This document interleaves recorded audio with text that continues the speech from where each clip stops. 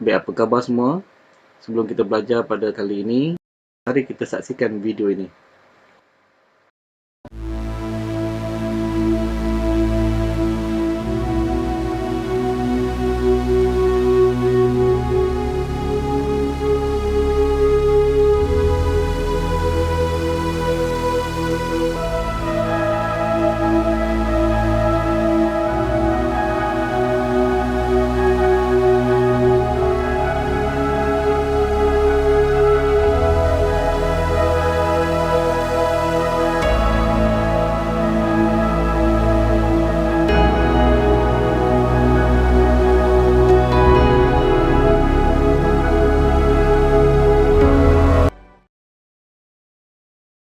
Kita telah melihat permainan pingpong tadi, aksi-aksi yang menarik yang melibatkan dua orang bagi setiap pasukan. Jadi bagi acara bergu, dalam satu pasukan itu terdapat dua orang. Jadi setiap pemain itu sebenarnya ada peranan masing-masing dan mereka saling bekerjasama dan saling melengkapi. Jadi konsep bergu inilah yang kita akan gunakan ataupun kita belajar dalam modul seterusnya, iaitu modul 5, Ledger. Baik, apa itu Ledger? Jadi Ledger sebenarnya adalah buku akaun utama yang digunakan untuk merekod pelbagai jenis urus niaga perniagaan. Jadi bila ada urus niaga, kita akan rekod dalam Ledger. Ada dua jenis Ledger. Yang pertama itulah Ledger Am, dan yang kedua ialah Ledger khas ataupun subsidiary.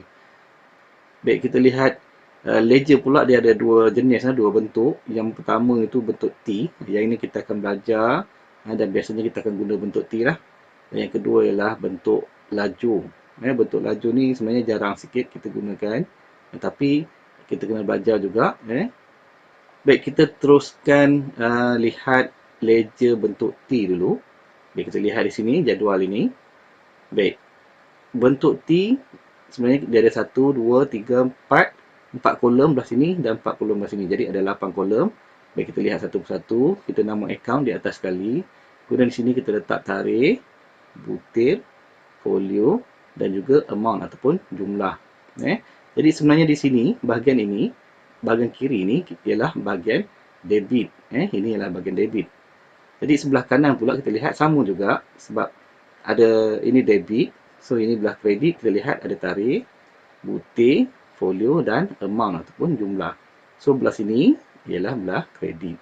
Jadi inilah bentuk T. Mudah saja, dia ada belah debit dan ada kredit.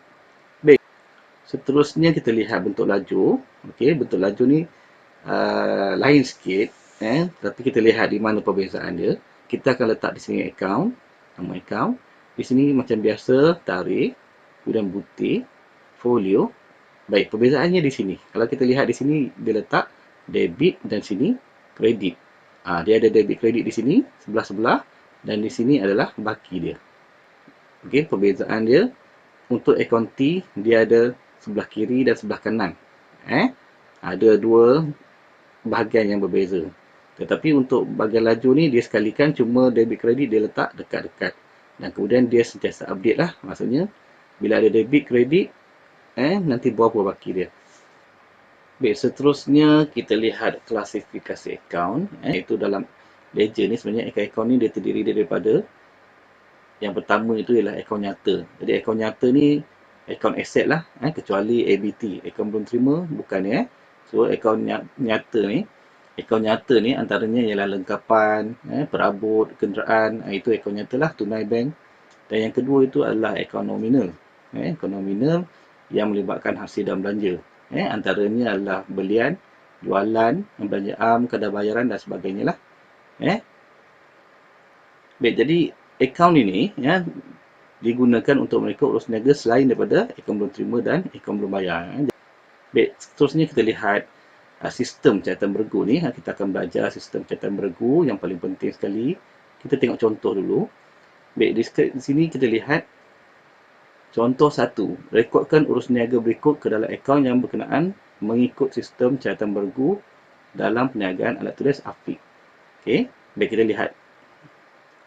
Baik, 2016 Januari 1, Afiq membeli 2 rak pameran secara kredit daripada kilang perabot Soso sebanyak RM3,000. 400. Baik, kita lihat bagaimana yang dikatakan sistem catatan beregu ni.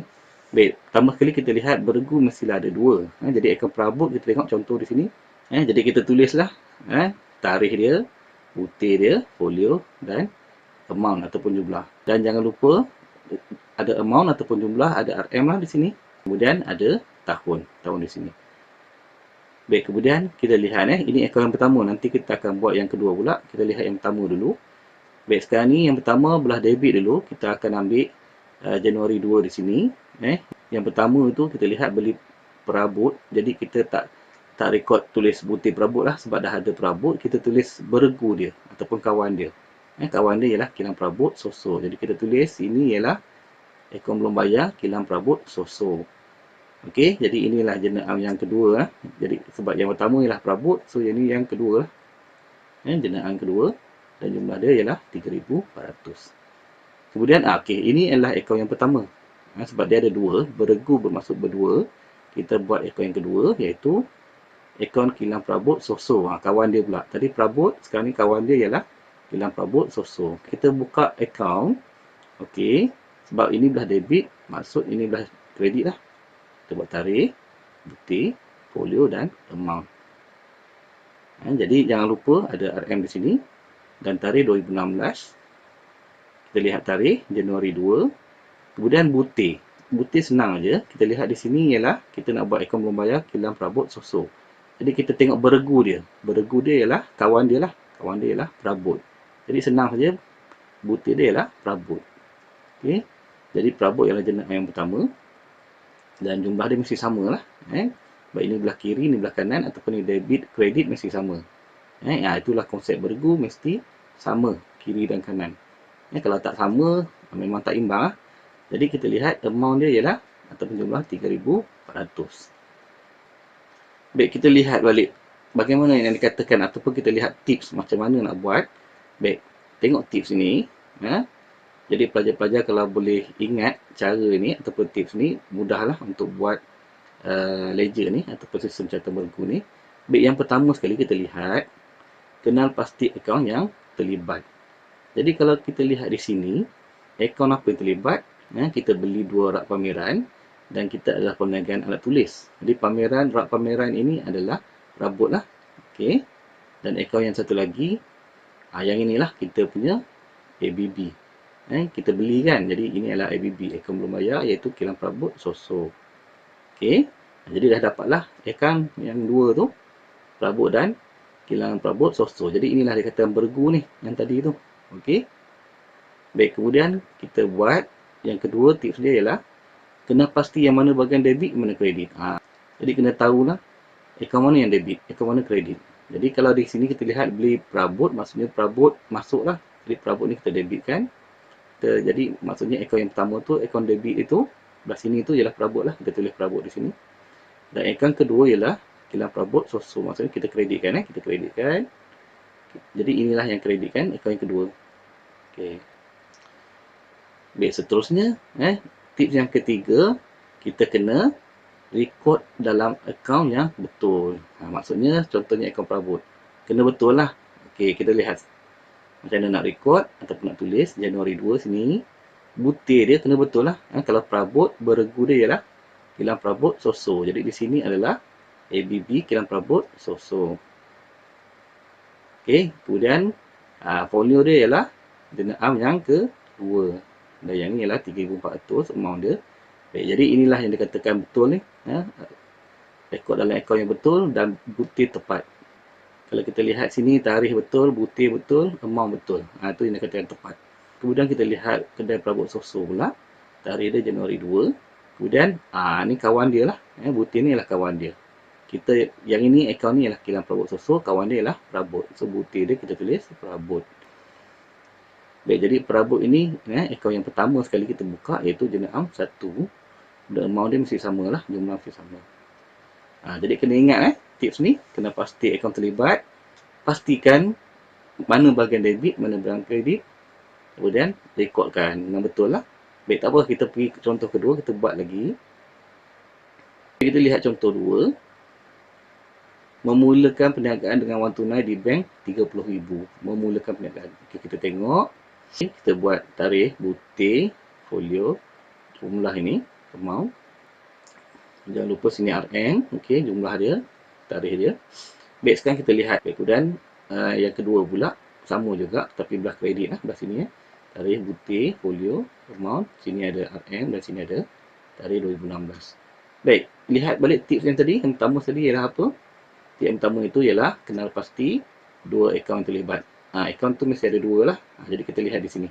Memulakan perniagaan dengan wang tunai di bank. Jadi sini kita lihat ini ialah bank. Bank. Kemudian satu lagi akaun memulakan perniagaan. Jadi kalau memulakan itu ialah melibatkan modal lah. Jadi ini ialah modal. Baik, sekarang dah dapat dah dua akaun. Satu modal, satu bank. Jadi tip yang kedua ialah kita kena tahu yang mana debit, yang mana kredit. Okey, kita lihat. Memulakan perniagaan dengan wang tunai di bank. Maksudnya duit masuk dalam bank lah. Duit masuk dalam bank. Jadi bank ini debit lah. Jadi kita debit maksudnya akaun yang pertama ni, yang debit ni ialah bank lah. So kita pilih akaun bank. Kemudian yang kedua tu akaun modal tu kredit lah. Kredit maksudnya akaun kedua ini ialah akaun modal. Okey, dah siap dah. Baik, kemudian kita nak rekodkan. Rekodkan dengan amount yang betul ataupun akaun yang betul. Jadi kita lihat bank dulu. April 1 di sini. Kemudian butir dia, baik. Jadi bank, jadi bergu dia ialah modal. Jadi kita tulis modal. Jadi ini ialah perniagaan baru lah. Kita buat jenis am yang pertama lah. Jenis am pertama. Dan jumlah dia ialah 30,000. Baik, kemudian kita lihat akaun modal pula. Macam sama juga ini. April 1. Butir dia, kawan dia ataupun bergu dia. Ini modal, bergu dia ialah bank. So kita tulis sini bank. Jadi ini adalah buku tunai. Bank dalam buku tunai 1. Dan amount dia ialah 30,000. Jadi mudah. Mudah saja. Baik, kita teruskan contoh yang ketiga pula. Baik. April 4, membeli barang niaga secara kredit daripada pembekas Syah bernilai 4,300. Baik, sekali ini saya tak tulis dah tips ni. Ingat ingat dia punya tip itu. Baik, kita buka dua akaun lah sebab dia bergu. Ingat kita mesti buka dua akaun. Dua akaun, tarikh butir. Okey, kita buku ini.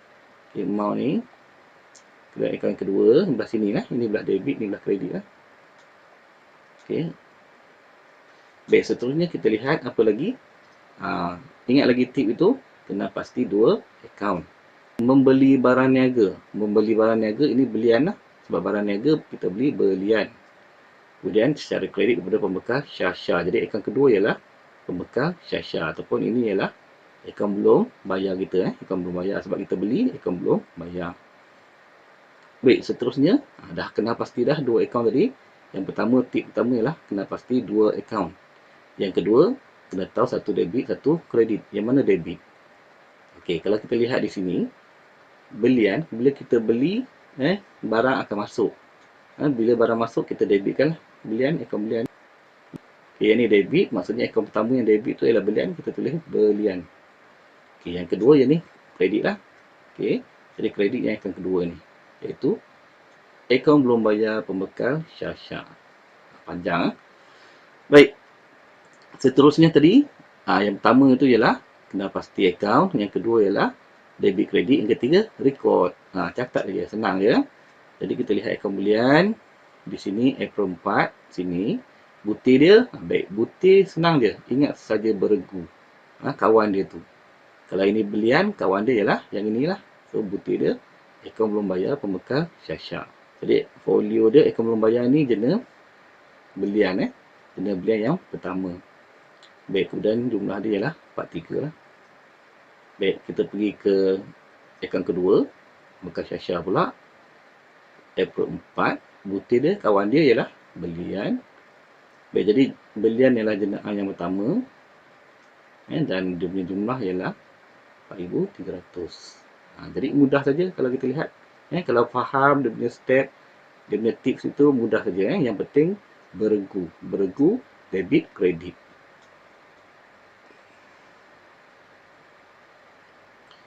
Baik, kita pergi contoh seterusnya. Contoh 4.